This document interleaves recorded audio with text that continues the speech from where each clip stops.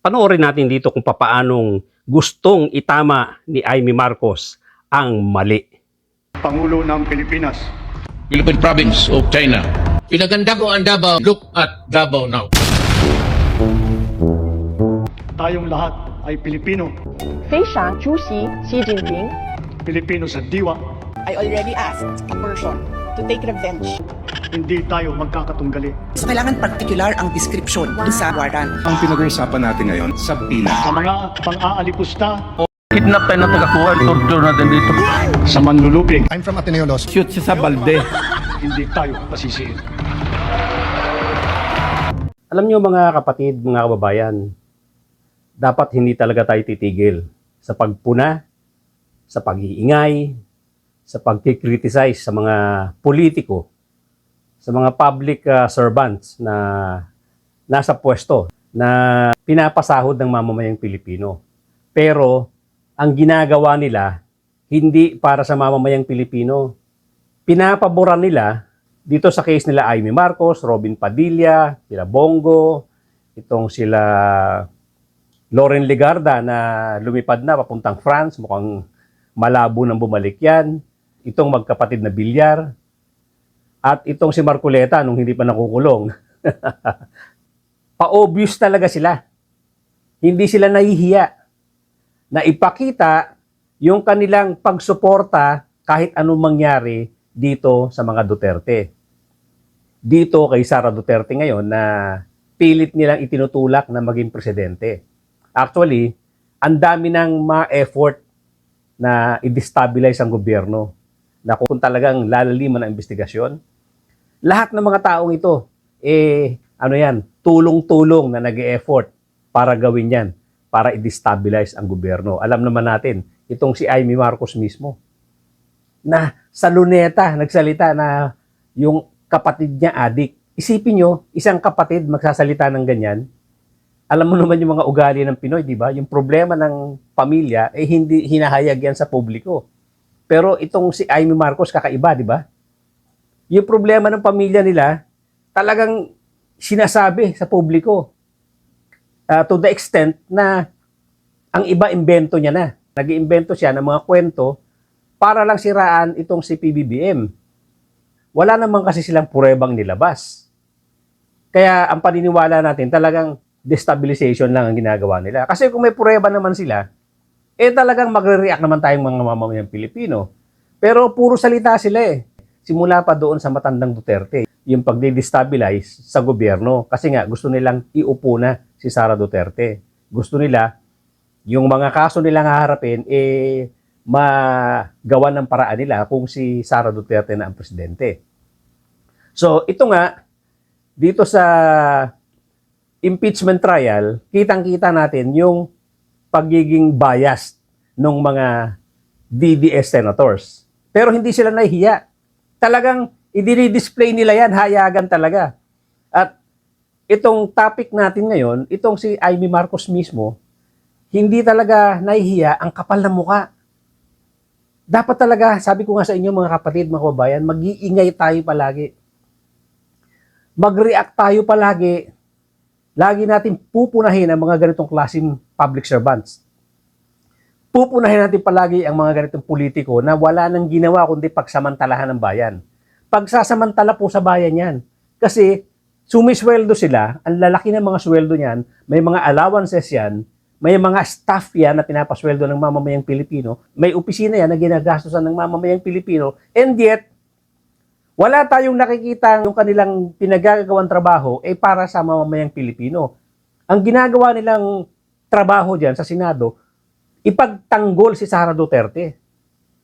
Yan yung nakikita natin. Walang iba silang ginagawa dyan. Ang kakapal nga ng mukha. Hindi nahihiya. Naandyan dyan sila televised, live, at marami nakakapanood ng mga replay niyan. Wala silang ginawa kundi garapalan na ipagtatanggol si Sara Duterte.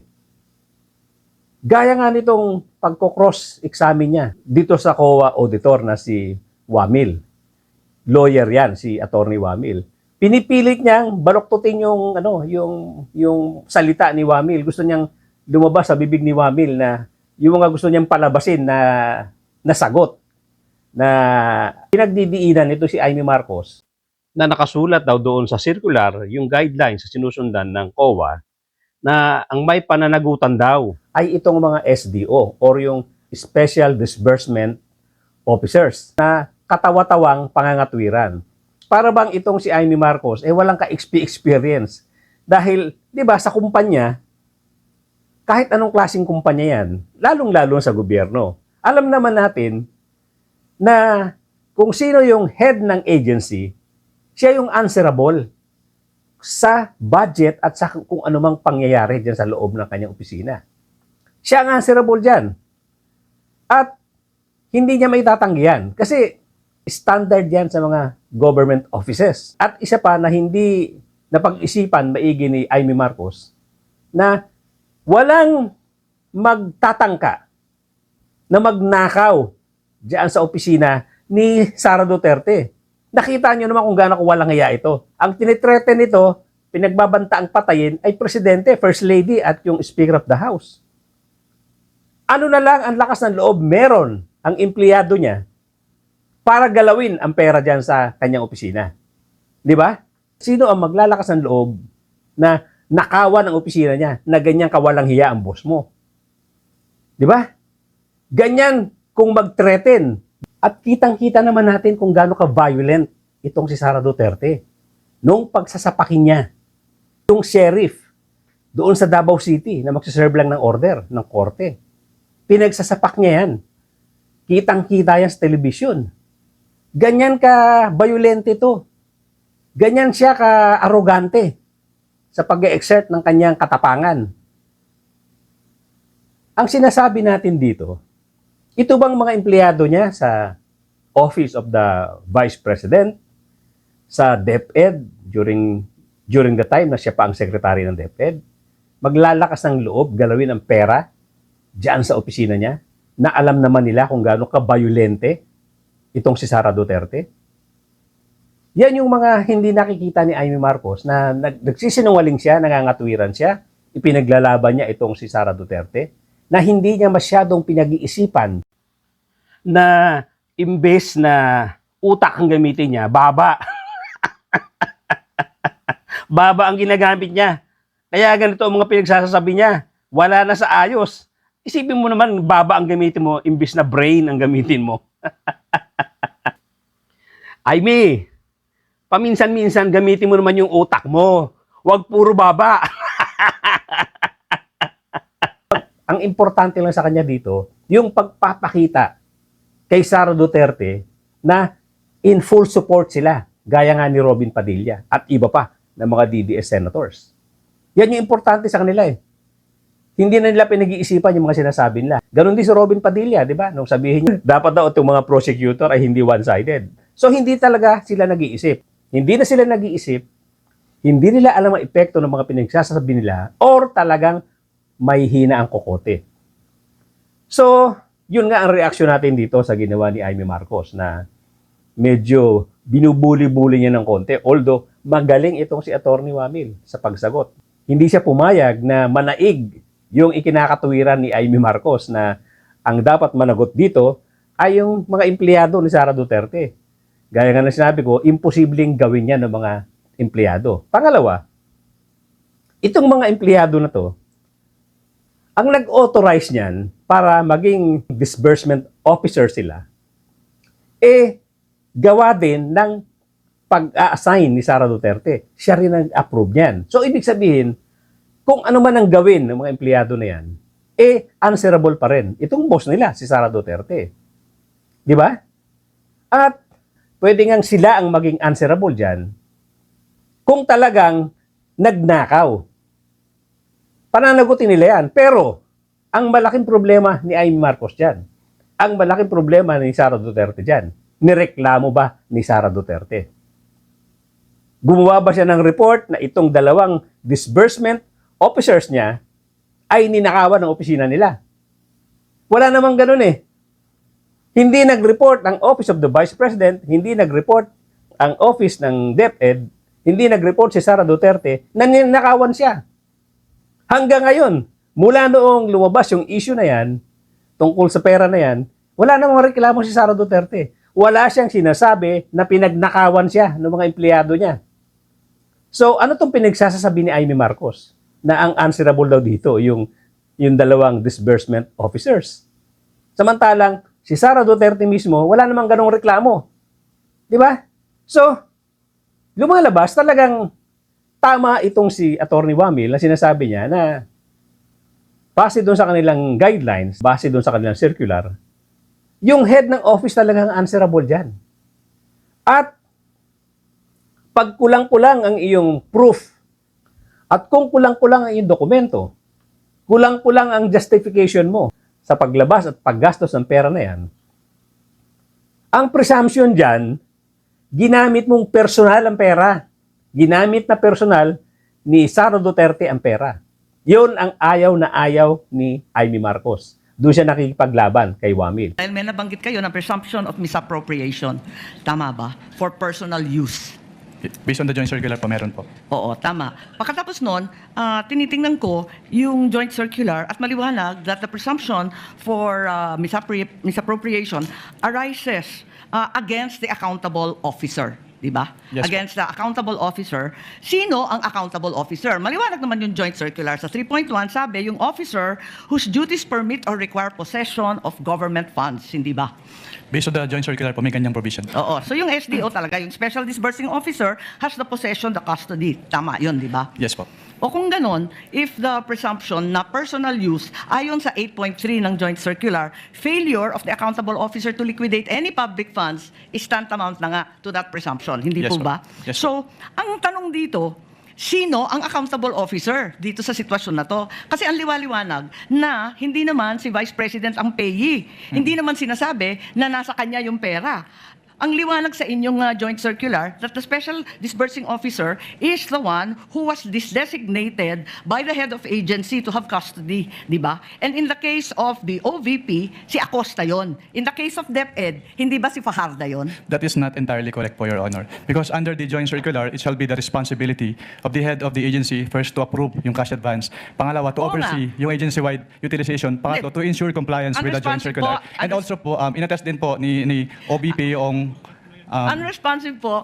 Ang tinatanong ko lang, hindi ba yung designated, yung SDO, si Fajarda lang, at si Acosta, hindi si VP, hindi siya yung payee eh.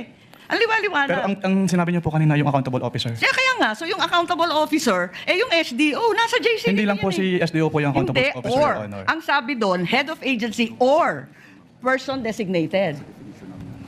Oo, ang liwanag sa definition ng joint circular. Mag-yes or no ka lang, kanina ka pa, inaaway mo ko lagi.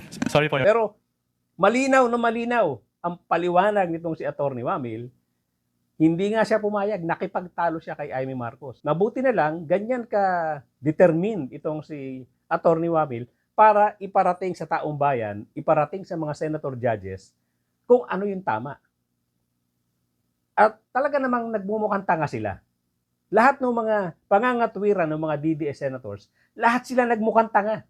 Magmula kay Cayetano, magmula kay Alan Peter Cayetano, kay Pia Cayetano, kay Robin Padilla, dito kay Amy Marcos, lahat sila nagmukhang tanga, nagmukha silang ang hihina ng kokote dahil dun sa pinipilit nilang itama yung mali. Pinipilit nilang iligtas si Sara Duterte dito sa mga kaso niya na hindi maipaliwanag na pagdidisburse ng pera. 2 impeachment articles pa lang ang napag-uusapan dito na i-file against Sara Duterte. Ito yung una nga, yung grave threat, yung pagbabanta sa buhay ni PBBM, First Lady at saka nitong si Speaker Romualdez, the former Speaker Romualdez. At ang pangalawa nga ay tungkol dito sa confidential funds, kung paano i-disburse ng Office of the Vice President at ng DepEd Office. So, dito pa lang sa 2 articles na nauna, itong mga DDS senators, talagang nakita natin kung gaano nila ipinagtatanggol si Sara Duterte. Kahit na nga sila nagmumukhang tanga, kahit na nagmumukha silang walang laman ng ulo, at hindi na sila nahiya sa taong bayan na nagpapasweldo sa kanila. Kaya nga inuulit ko mga kapatid, mga kababayan, huwag po tayong titigil. Bantayan po natin kasi ito lang po ang pwede natin gawin Dahil kahit papano, nararamdaman nila, naririnig nila na nagre-react tayong mga mamamayang Pilipino.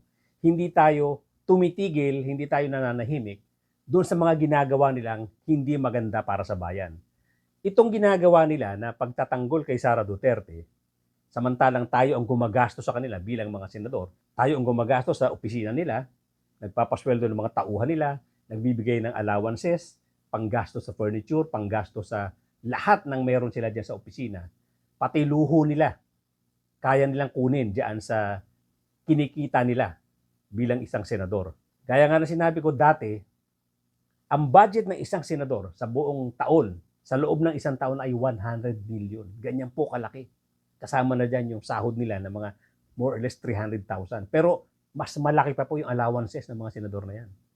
Kaya dapat huwag tayong tumigil dahil kung tayo ay hihinto, talo tayong mga mamamayang Pilipino. Magtutuloy-tuloy ang pagnanakaw ng mga politiko sa atin. Itong ginagawa ng gobyerno na pag-iimbestiga, pagpapakulong dito sa mga korap na opisyal, korap na senador, mga congressmen, kung tayo po ay titigil sa pagbabantay, baka matigil yan, baka mawala. So, wag po tayong tumigil sa pagbabantay, sa pag-iingay, sa pagpuna sa mga kawalang hiyaan ng mga politiko na to. Huwag po tayong tumigil, pagtulong-tulungan po natin para umayos ang ating bansa. Hindi po natin deserve ang ganitong klaseng bansa. Dapat mas maganda po ang ating ginagalawang bansa, mas maganda yung mga services na binibigay sa atin ng gobyerno kung walang nakawan na ganito na nangyayari. Patuloy po tayong tumingin, patuloy po tayong magbantay, patuloy po tayong mag-ingay, patuloy po nating sitahin ang mga ganitong klaseng politiko. Dahil hindi nga natin deserve ang ganito kahirap na bansa. Mas malaki pa po ang potensyal ng Pilipinas kung hindi tayo napagnanakawan ng bilyon-bilyon. At sana magtuloy-tuloy ang investigasyon, magtuloy-tuloy ang pagpapakulong sa mga magnanakaw na politiko. Hanggang dito lang po muna mga kapatid na kabayan. Thank you so much for joining me today. At doon po sa mga bago lang sa aking channel, please subscribe, please hit the notification bell, pati na rin po yung like button. Paki-share na rin po para marami makarinig, makaalam ng ating mga pinag-uusapan dito sa aking munting channel. Huwag niyo po kalimutan mag-subscribe doon po sa mga bago lang dito sa aking channel.